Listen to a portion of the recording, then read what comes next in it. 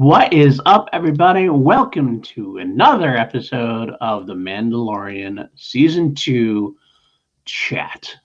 I was going to say Episode fireside 2, chat. The Passenger. I was going to say fireside chat, but I guess it doesn't really work. I don't know. I don't know what it is. It's just chat. So we're going to talk about it. It's going to be Richard Eric Jarvi, my boy here, myself, PLD, and we're just going to be talking about the Mandalorian. This, like you said, Season 2, Episode 2, The Passenger. How are you doing today, Richard? I'm doing pretty good. I was up late last night. I was waiting for the speech, and that happened like 3:30 a.m. for me. So I'm a little hungover. I'm a little tired. But The Mandalorian got me excited. Yeah. Too excited, so I couldn't pass it up. I'm a little tired myself, not gonna lie. I was up watching Call to Action Live last night and out hanging out with some of the people afterwards. And then hung out with some other friends just online, and next thing I knew it was 5 o'clock in the morning, and I was like, 5:30. I gotta get a little sleep. I was gonna take an hour nap. And here I am, because I'm that committed to you. I'm not committed to Star Wars. I'm not committed to my PLD projects, watchers or listeners or whatever you want to call them, my friends. But let's talk about The Mandalorian. I love that. But you know what? I think before we do that, let's do this. What we're gonna do. We thought about it. We wanted to watch it together. There's a trailer that came out recently. It has nothing to do with The Mandalorian, but it has to do with Star Wars. It was the Star Wars Lego holiday special, the Star Wars holiday special, and that blew my mind that they were going to do that. I had no idea this was coming, and I got a notification, like just a random YouTube notification, and I'm trying to find the right word for it. I was shocked that they're doing something even resembling a holiday special now. So I was curious, and I'll tell you that much. I watched it at the gym on my phone, so I got like a few glimpses in, but I haven't really watched it like this. So this is going to be like a semi-first watch for me. Sort of a first watch. Okay, I get that. I think it's kind of funny, and I think it's indicative of where we are now in our Star Wars fandom. That the people who are making Star Wars now on every level are Star Wars fans. They're fans that grew up with it. They have, and it's kind of like this is an example of an inside joke. It's an inside joke. We get that the holiday special was a pretty reviled. Even George Lucas tried to make sure it didn't happen and make sure it didn't want to see it again. Even though it brought us Boba Fett, it was the first time Boba Fett appeared in anything. But it's not exactly a great piece of thing. It's better known for having B. Arthur in it than anything else, to be honest with you. But so what do we do? Instead of like outright rejecting it, we're going to embrace our faults, which to me is a great thing because if you're, I don't know, I hate using the word true Star Wars fan because it gets so toxic nowadays. So say something like that. But true Star Wars fans know, real Star Wars fans know, like you kind of embrace your faults. So the best parts about Star Wars is like you make fun. It's like making fun of it's like I have a kid brother. You make fun of him. Nobody else can make fun of him but you. But you can have a good laugh at his expense. That makes perfect sense. Yeah, and what better way to do that than through Lego? Because the Lego brand is exactly like you said. It's making fun of itself, and this is the perfect sort of place for a holiday special. Exactly, we're gonna do it. They're right. It does. It looks like dumb fun. So I'm gonna watch it. We're gonna watch it right now. Watch with us, and we'll see what we say here. Without further ado. 'Twas the night before Life Day. Life Day, right away. Far away. A lot of inside jokes. Looking good. Tree, food, decorations. Coming together, heroes were to celebrate the day. Please be a king. Please be a king. That's a wrap. Rey adventure called, and she thought it would be fast. Wow. But there she found a key to the galaxy's past. Sorry. Oh, Master Luke. What are you doing? This is so cool. We see my master. My master's master. Concentrate. My master's father. She's super British My now. master's father's master. Emperor Palpatine? I don't believe it. I think maybe you could put a shirt on. It's a key to travel across space and time. I will change to the future. So sure are you? Less talky, more fighty. Pod races. Jigs. Oh, double jigs. Oh, so cute.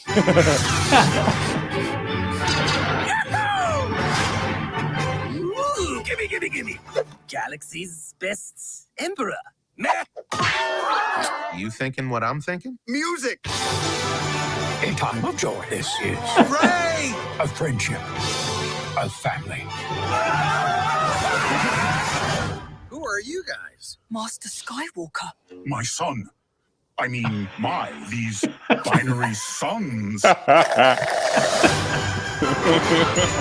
Gunta solos? You want to shoot first? After you. Big dumb fun, and It there's so really is a many lot of fun.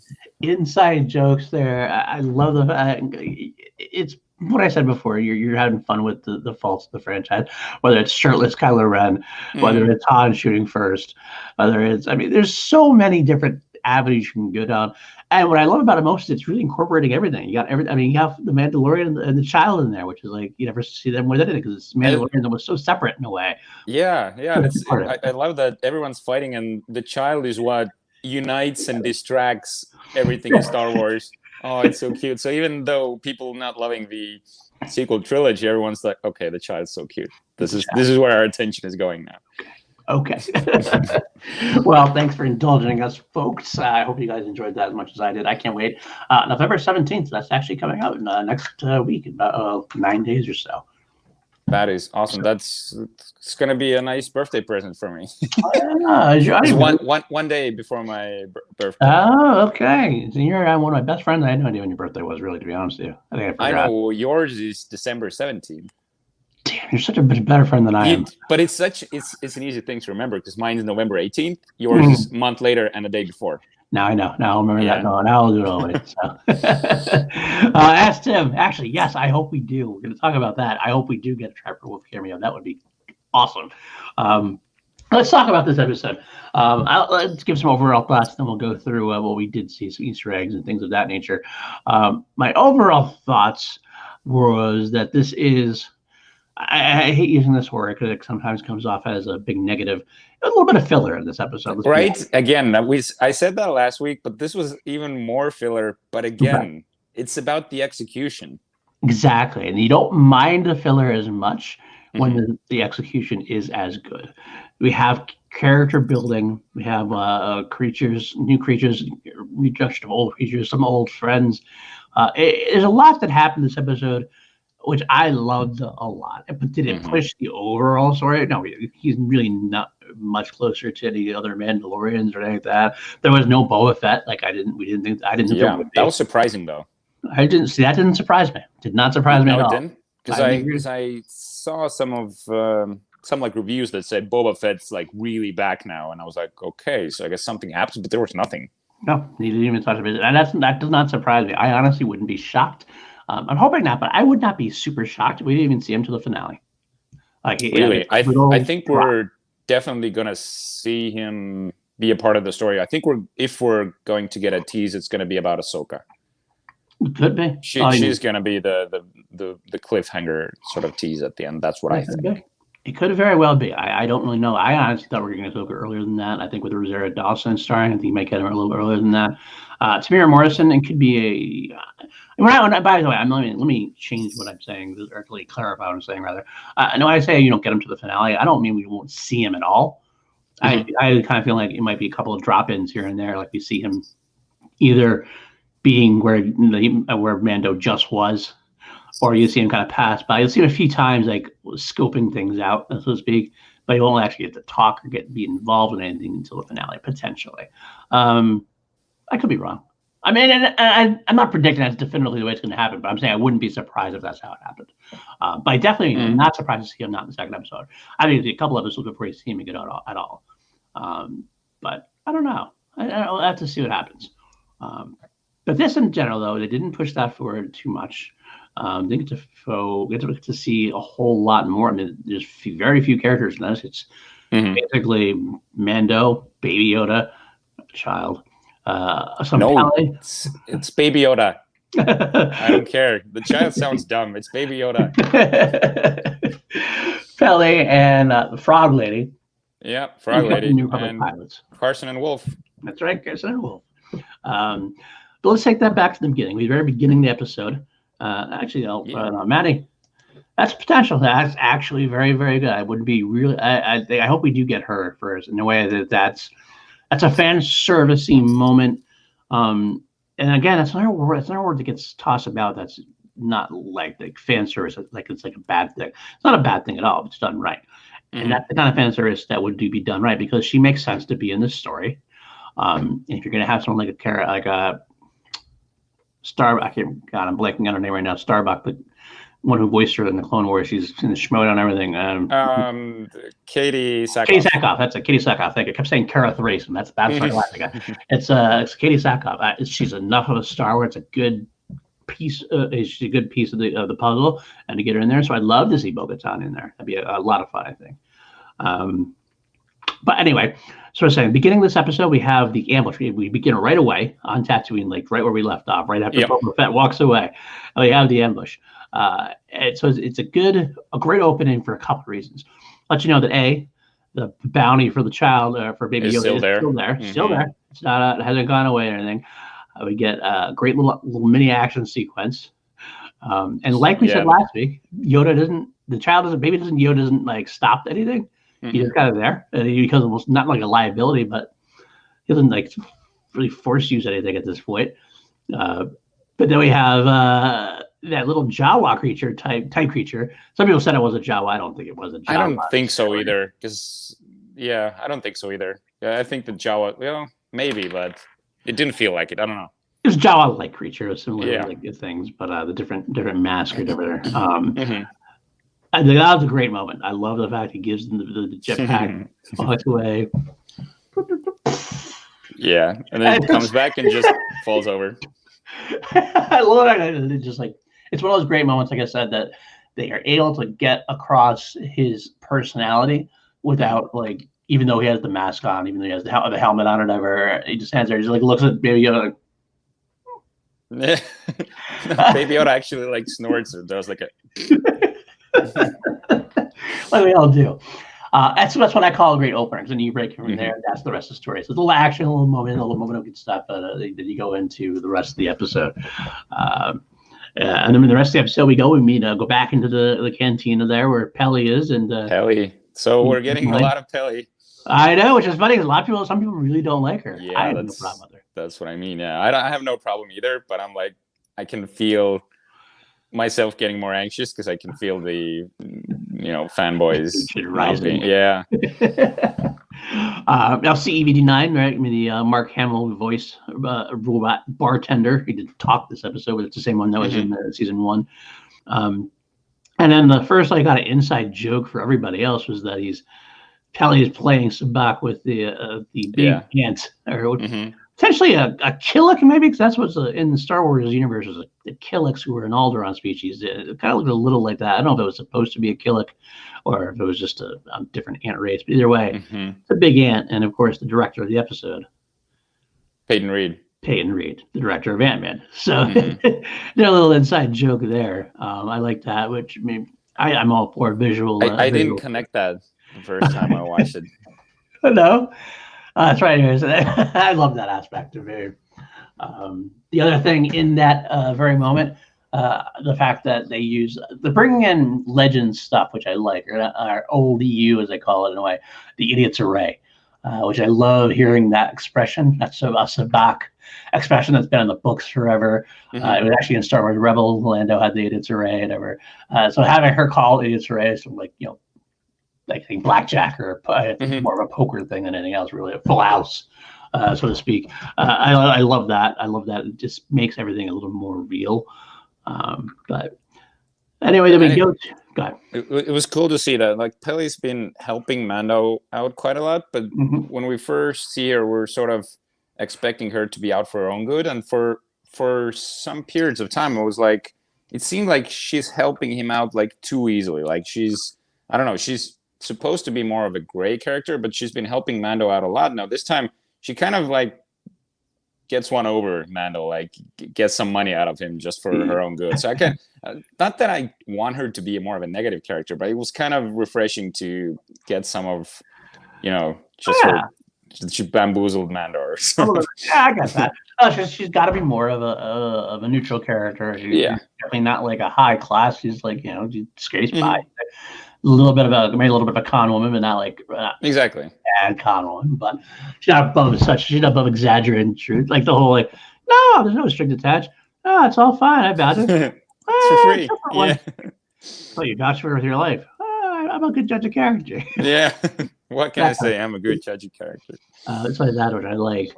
But anyway, back in the in her category, we have to see the map, which I like. It's showing the map of the different world and everything else. Kind of like there is the sequel trilogy. They have the map where it has like the square boxes and the pieces together. And look, so that was a nice call forward away to the maps that you see when Luke or when R2 puts the map together with BB-8 with Luke and his Yep. It's like I don't like that. They're very good at doing that, but forward and back. Like again, the X-wings we see later on, they have that 2D like targeting, just like you had back in A New Hope. It's That's kind of right. Consistency thing.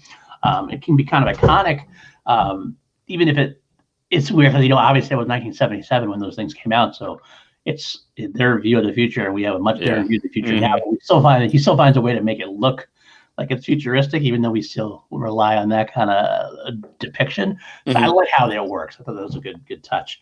And the look and feel of the pilots as well. It's still it looks like looks like it was shot in the 70s. I don't know, the look and feel inside of the X-wing sort of it always has this throwback feel to it. Nothing is new, or I don't know how to describe it, but you get the feeling that it's still some of that like when they started in the 70s. It feels to me, and I'm going to steal this line from Drew McQueenie, who I read an article he wrote about Mandalorian, one of his newsletters he writes. So Drew, this is for you. He said it kind of feels like, as someone who grew up in that time, we're older, I'm older than you are, we had the Star Wars figures in the 1980s. Really, some of the first batch had those Kenner's figures and everything else. What Mandalorian feels like compared to the sequel trilogy to me. And as a fan of the sequel trilogy, I say this with reverence. I do like the sequel trilogy. But the difference in feel between the sequel trilogy and Mandalorian is that the sequel trilogy feels like it's someone who got like a little bit of a cosplay of the stuff of as a depiction of what people think Star Wars is like in a way.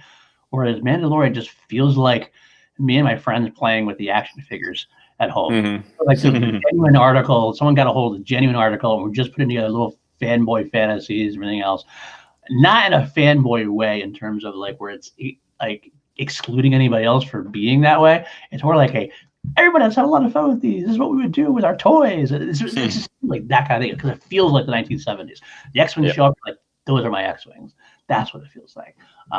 So that, and I think that's one of the reasons why Mandalorian is so successful. So more universally successful compared to like how the sequel trilogy has gone, is it's a lot more open-ended, but the feel is just spot on perfect. There's no moment in Mandalorian that to me feels off. Some people will say Pelly feels off to them, but even if it does feel off to them, the more overall feel of the Mandalorian is that this is the Star Wars feel. It's got the right humor, got the right look, the right feel, the right design, the right action. Everything just fits in perfectly. You know what I'm saying? Absolutely, but and also it's not too reinvented. I mean that it is reinvented, but it's not too familiar with the OT. But it has, like, for example, the music. The music is definitely something that we haven't heard before. That Ludwig Göransson score. It's definitely more modern. Right.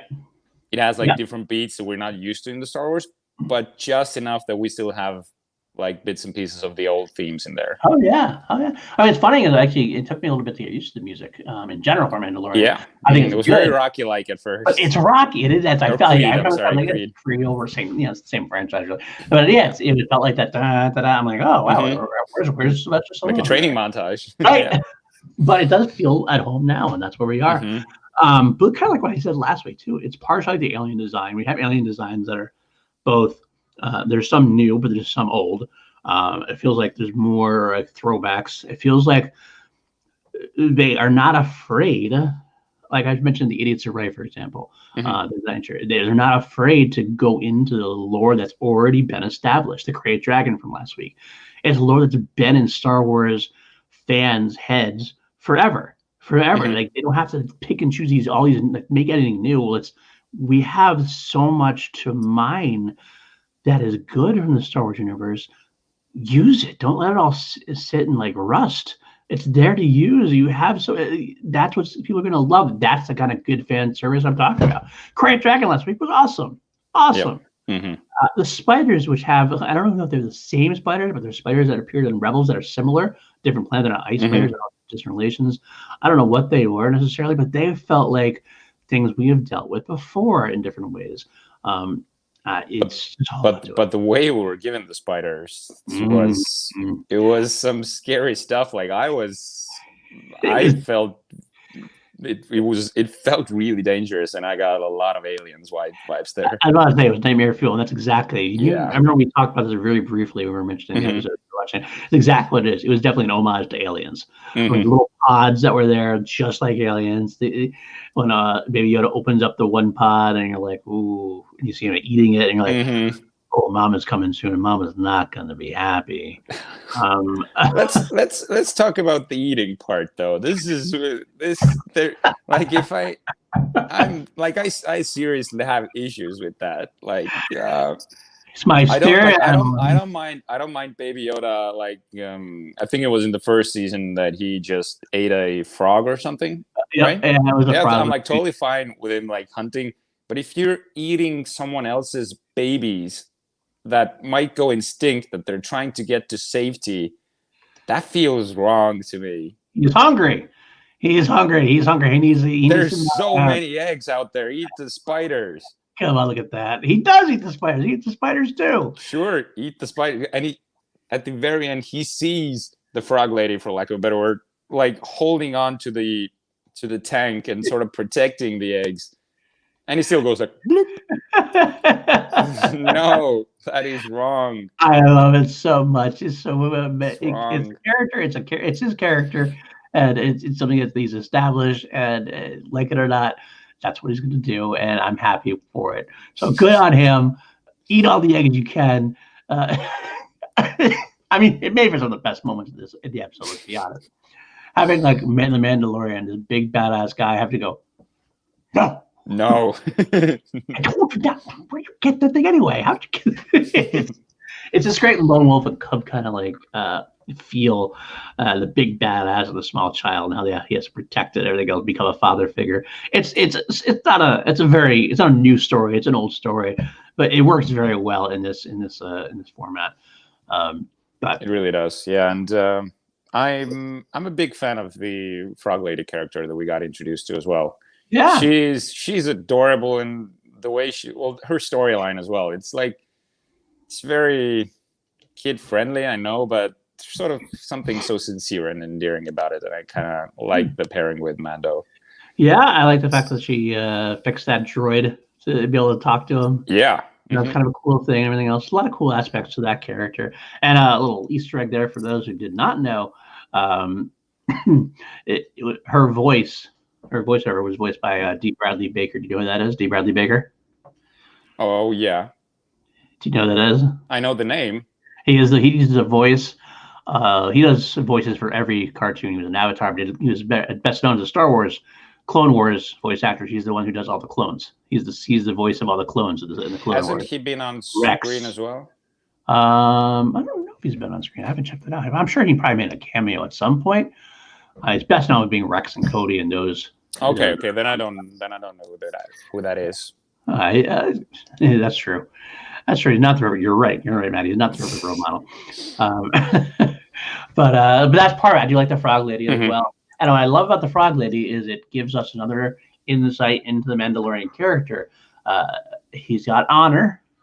He's not necessarily a good guy per se. He's that like reluctant hero, good guy. For like, sure. Like, the deal's off. God, we're left her to get alive, and all of a sudden she does this like little speech, and you can't see him go. This wasn't part of the deal. Fine. Get this over with, kind of thing. But it's funny, before we skipped a little bit ahead, getting to the planet, we have this where it's phenomenal for, again, this thing to the time with the X-Wings. You see the X-Wings come up and you're like, oh, you hear that X-Wing flight, that sound? You're like, oh, this feels it. And we get our cameo again from Dave Filoni reprising his role as Trapper Wolf. Trapper Wolf, his awesome character, Trapper Wolf. And then also Paul Sun-Hyung Lee, who's in a show, I guess, called Kim's Convenience. I guess I've never seen the show, but he's a big Star Wars fan who did a lot of cosplay around the nation anyway. So he visited, I guess, season 1, the set of Mandalorian, and so he got we'll give you a little show in an episode in season 2. There's Trapper Wolf. I love that guy. He's so good. Yeah. He's become a fan favorite for a very reason, even though he doesn't really do a whole lot. But he's very cool in the episode. That's probably my favorite part of the episode. I'm sorry, how you doing? Hey, sorry. My favorite part of the episode, I have a little picture of it right there. Yeah, this whole thing is very Han Solo-esque. He's talking to the pilots back and forth. He's trying to bullshit them. Yeah, and you know it's not going well. Your transporter, it's not set up that way. I don't need to. Oh, well. What's that? No. That's just the vacuum, like doing something with the, yeah. And the best part, he seemed like he just does something and just click. He stops, pauses. Yeah, it's not working. But then they took it, they go to the other channel. And the best part is you watch it and he looks back and forth, you see him. All you do is you hear, and the X-Wings are opening, and you're like, that's happening. Locking S-foils in a sack position. Love that aspect. And they have the dogfight where they chase them down. It's a lot of fun to watch that. You don't get to see it's a whole not really lot a dogfight is what I love about it. They don't, it's just a chase. A chase, that's a way to say it. But even a space chase with lasers, battles, or anything else. And they do a kind of a cool when he goes down into the valley. It was almost like a callback visually for the trench run. And if you notice that when he flew down the valley, and there was some Force Awakens stuff when Rey's flying the Millennium Falcon for the first time. Yeah, I could see some similar moves and some, how he stops the crest. Sort of had that the Force Awakens vibe to that. There's a lot of visualization of that. It was very cool. But it was great. New Republic talking to him about stuff too. I like trying to establish the New Republic. It's almost like the Empire has been destroyed now in a way, even though I know the remnants there. I know the First Order is probably being built somewhere at this point. But it's almost like the New Republic pilots are like almost bored.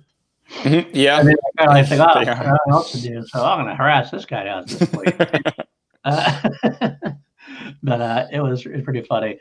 You know what, Tim? I almost forgot this. Thanks for letting me know.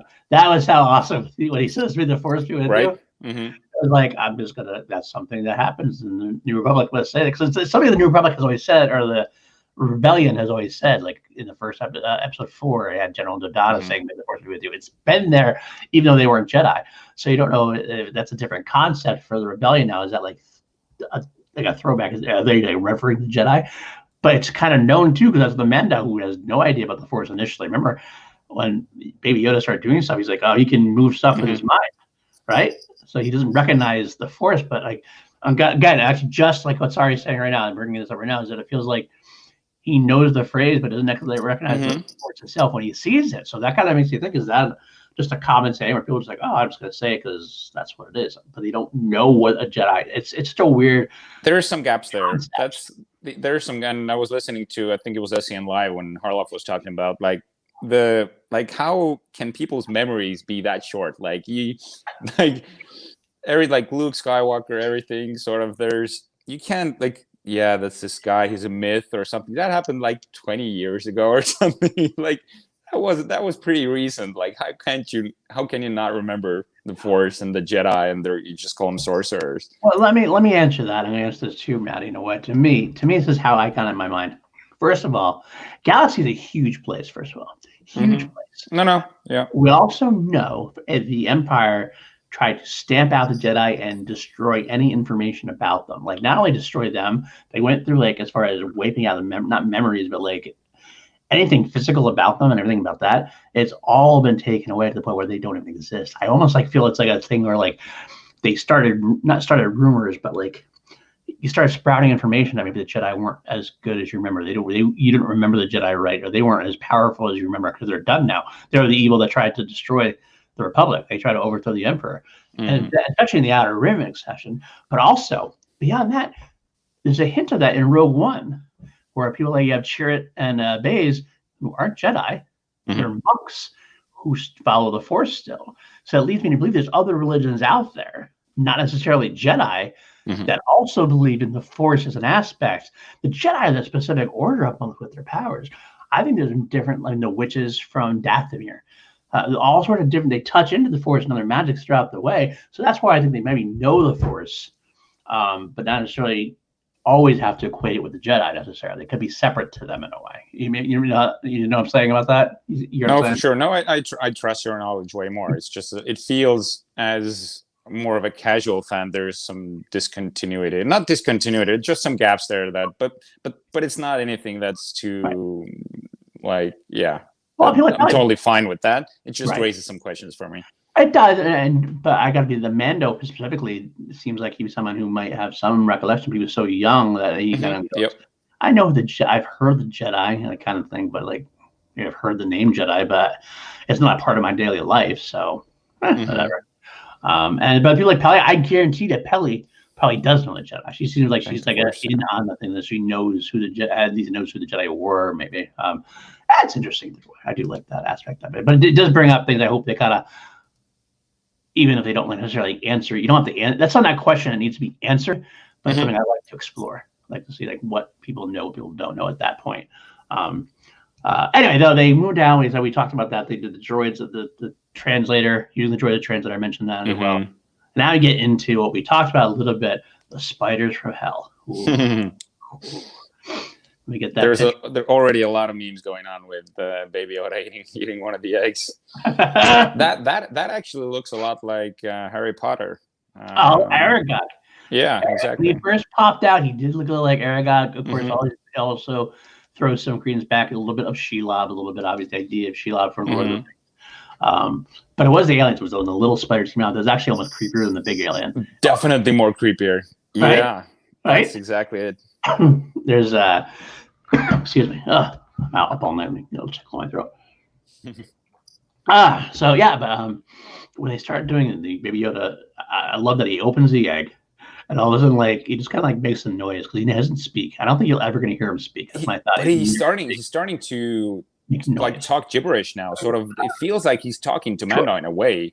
He's like say stuff, and he goes right back at him. They don't understand each other, but there's some communication going on.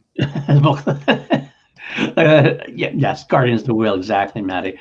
That's probably a Sith like Jar Jar was. You never know. Maybe she is. Maybe she's the dark side of her.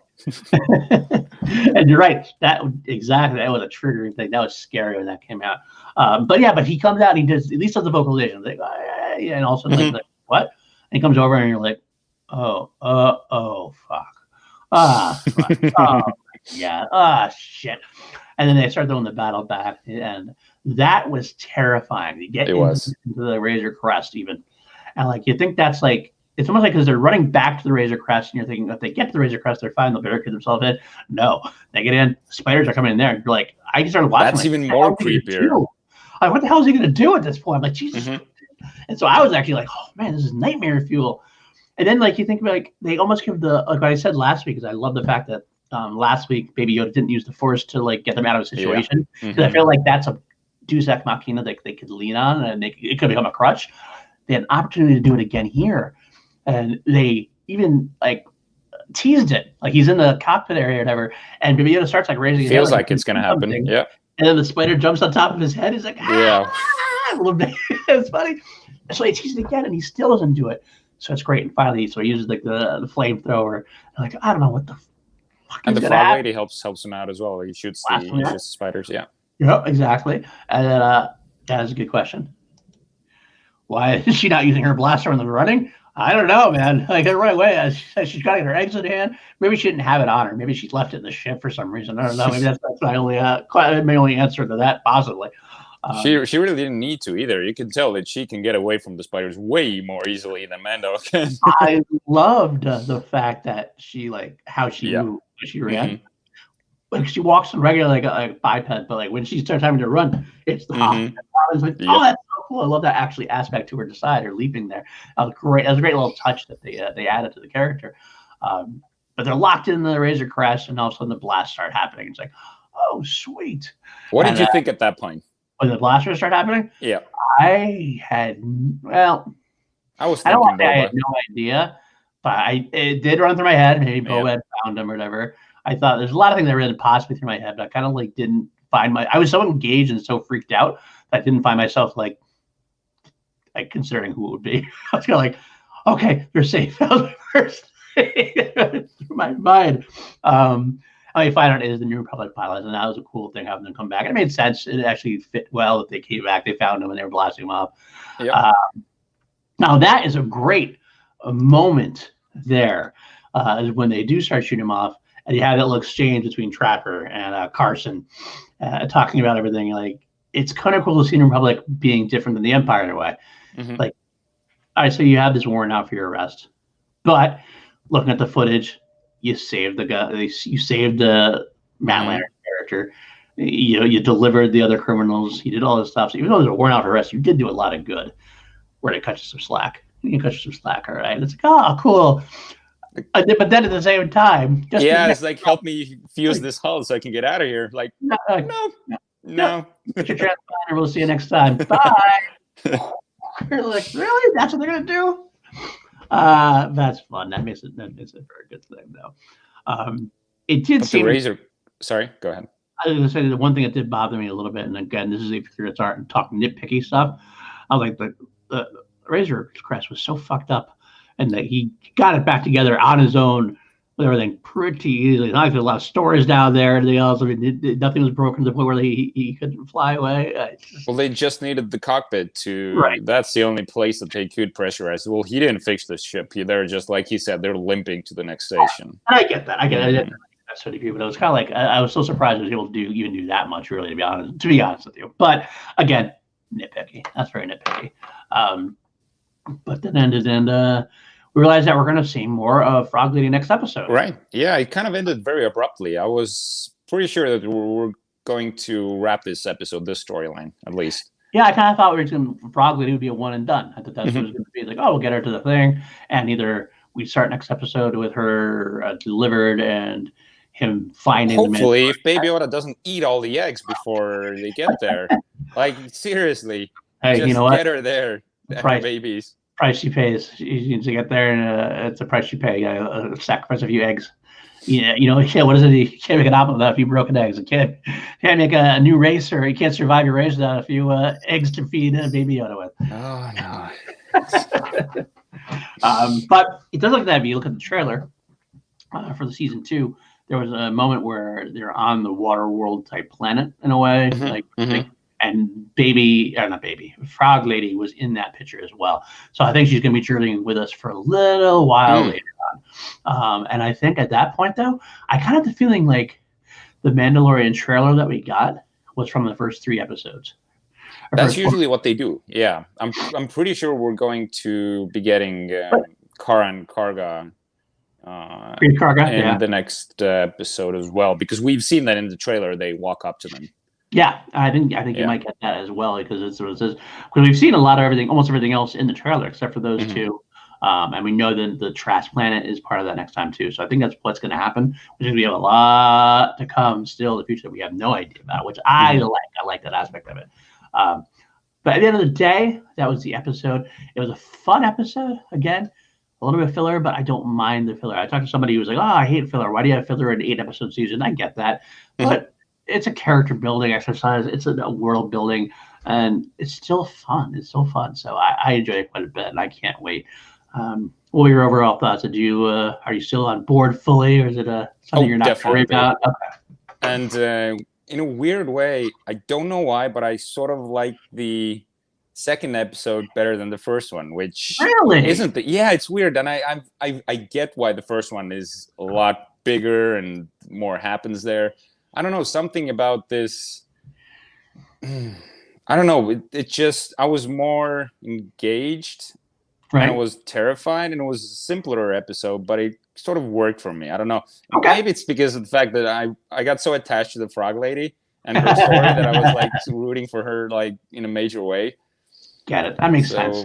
Yeah, but Well, I got a question for you because you seem to have an answer for everything. So when I watched the first episode for in season, no, you always seem to like know your way around. Like when you talked about how they know about the Force and stuff, and how they don't know about the Force. In episode 1, season 2, there's when they walk into Mospelgos, right? Yes. Mospelgo, town. The town. Yeah. Yeah. They have wooden floors there, wooden patios. Where did they get wood from? There's no trees. No trees. They imported it. That's what I know that was sort of meant to be like a Western thing, but I figured you would have an explanation for that. They're a mining town. They trade off their exports. They traded it off with whatever they exported with. They traded it off for some wood. Right. Okay. That's where we're gonna go. Nice try. I don't know. Also, yeah. Go ahead. To say that Maddie had put up Sasha Banks' character she might appear in the next one too. I don't know who she's playing, and I do wonder who she's playing. We'll find out, I guess. I think that might be a good time to have her in there. We'll still find out. It did seem that way because she was in the trailer briefly too, so it would be soon if my theory holds true about the first 3-4 episodes. So I'm sorry. Go ahead. What were you saying? I wanted to talk about the overall look and feel, and because I watched a video about how they actually shoot the Mandalorian. Right. And I was pretty sure that there's a lot of it is practical effects and it's sets and it's traveling to these deserts. And sure, I figured there'd be some green screen, but I had no idea that it's actually a virtual set. Right. Have you seen the? I have. That makes so much sense. And they talk about lighting there, and that totally works. And I get why it looks so amazing, but it also looks like a lot of work using a virtual set. Yeah. Yeah, you're not wrong. That's crazy. But it's amazing what they've done with that and like what they can do with that now too. They've worked so hard. I know the whole thing started kind of with Jungle Book, and then it moved with like Lion King. I know Lion King wasn't as well received by people, and I get that. But visually speaking, it did a great job as far as that went. I can get to a big argument. I had a big argument at PLD Project before we were doing tier making about Lion King. As far as I know soulless faces or the eyes weren't right. And I get that. They're not quite there yet, but it's still amazing how far we've gotten, is what I say. And you're right. Yeah. Volume. That's what it is. It's called the volume. Exactly. It's the future. Exactly. I'm using WandaVision. They're going to use it everywhere. I think Mandalorian was the first one they really used it with, like, to its fullest, and it's just going to get more and more of use. And I think we're going to see it more with the Kate Cassidy or the Obi-Wan series and everything else. And I should bring up real quick. I want to touch base on this. There's rumors that or whatever. There's something starting this week or next week, and they weren't sure whether it was Mandalorian season 3 that was starting up production or if it was a spinoff of Mandalorian. Really? Already. Okay. And I don't know where they're getting it from necessarily. I wonder if we're already having a spinoff possibly made, and I don't know what the spinoff would be. I mean, it could be Cara Dune, maybe, but probably. I know she's had her PC problems on Twitter a little bit, so I don't know if that would be something that they'd want to shy away from. But I don't know any other character that they'd really want to cut to unless it was. Although maybe it's just a character we haven't met yet. Maybe it's the Sasha Banks character. Maybe that's what you're doing. Maybe that's what they'll touch base on. I don't know.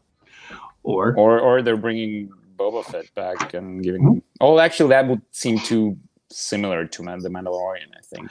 I would think that would be the way. I think that unless you're going to have Boba Fett retire from Mandalorian stuff and do something completely different. But who knows? We don't know. I guess we'll find out either way. Either way, more Star Wars series are coming, and I'm all for it. I know Christian, for example, that's one too. That would be kind of cool too. I would like to see that. Yeah. I would like to see that. I love Timothy Oliphant. I love that character. It was pretty about. He'd have to get away from Pelgo, but I'm all for it. But I was going to bring up really this conversation. Christian always says the future of stuff. Oh, Indiana. There we go. He's okay because the cat he lands on his feet. I'm trying to kind of get him. He's about to jump in for a minute. And he just bounces off my face. It's ridiculous. And now he's playing with my wires. He is. I love the cat, but he's annoying as hell sometimes. Free cat. No, I wouldn't get rid of him. But the idea is no. Right. No.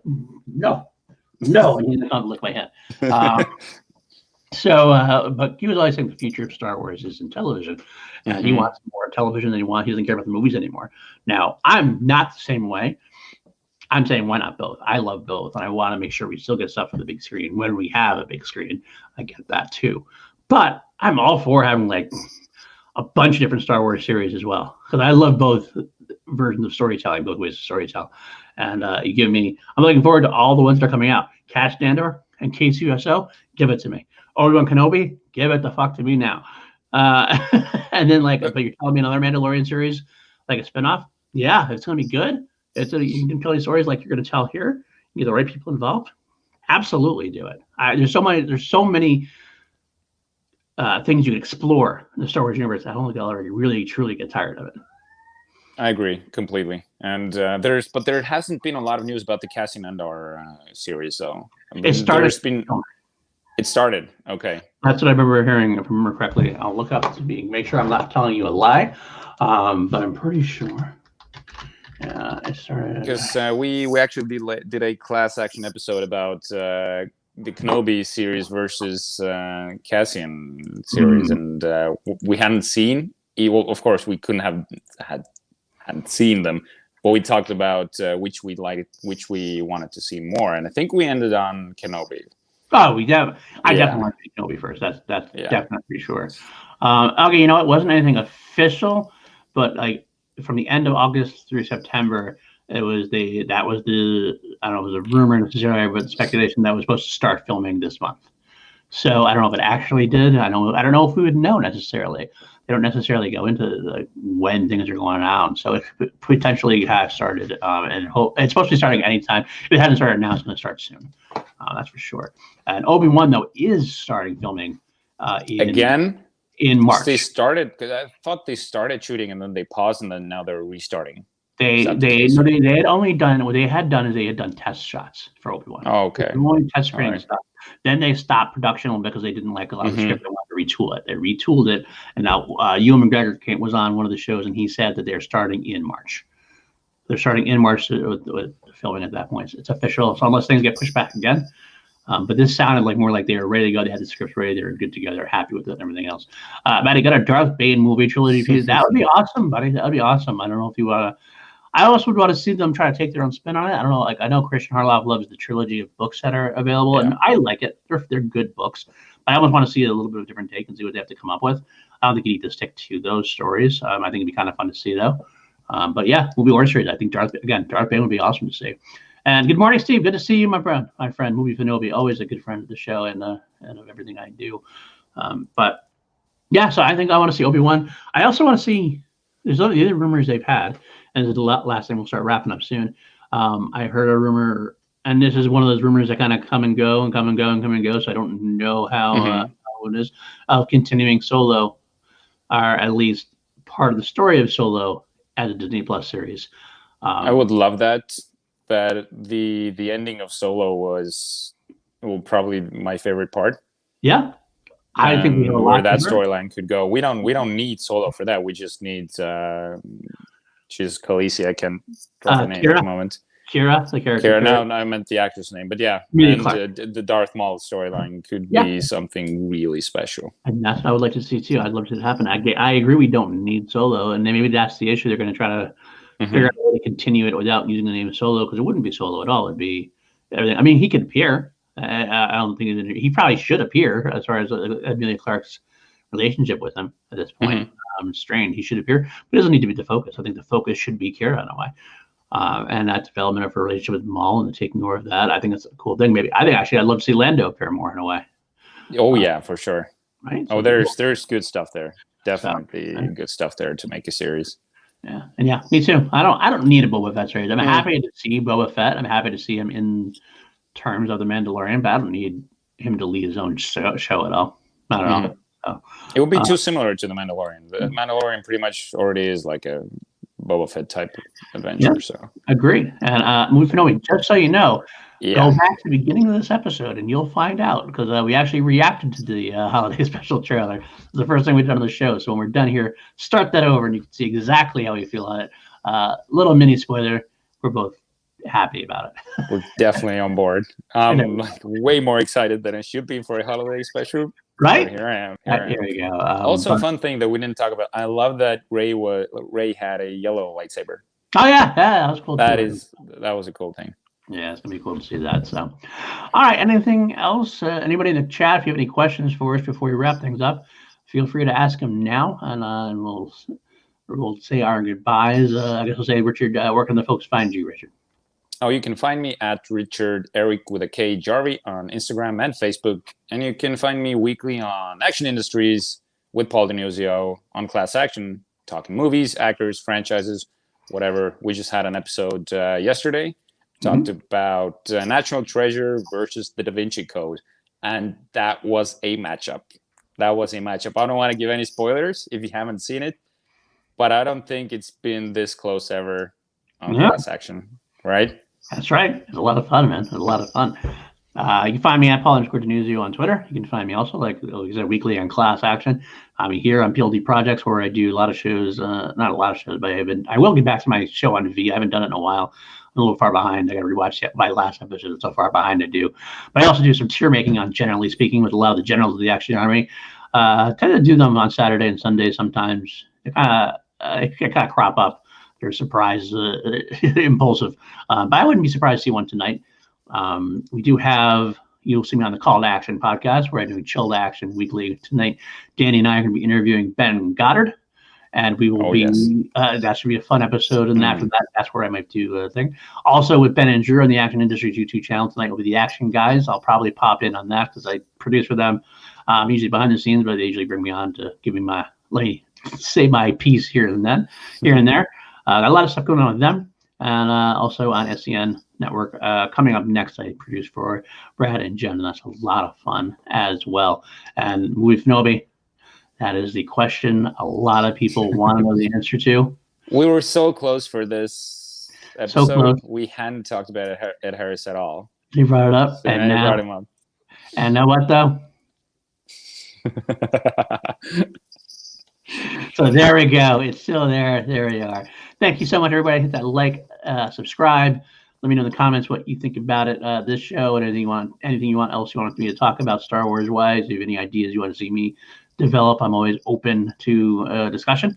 But otherwise, we will see you next week again, probably the same time, same channel. I think it's worked pretty well for me. I think so. Yeah. Works for you.